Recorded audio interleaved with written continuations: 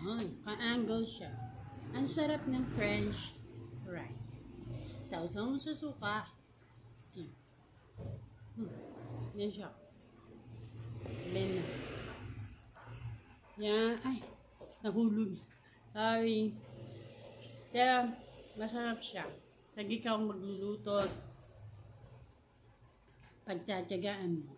Then, I have my 3-in-1 coffee. Ang French fries kasi, masarap isawsaw sa suka. Kaya, tayo, mahilig tayo sa mayonnaise,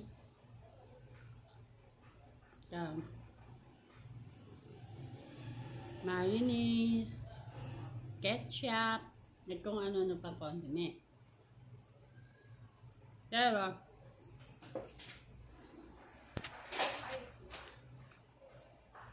pag tinaray nyo ang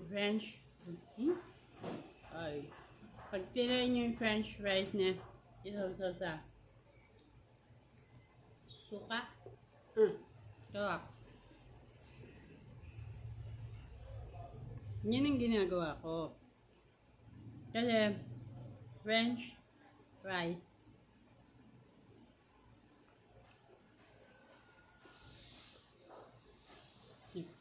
para siyang comfort food ko. Kasi,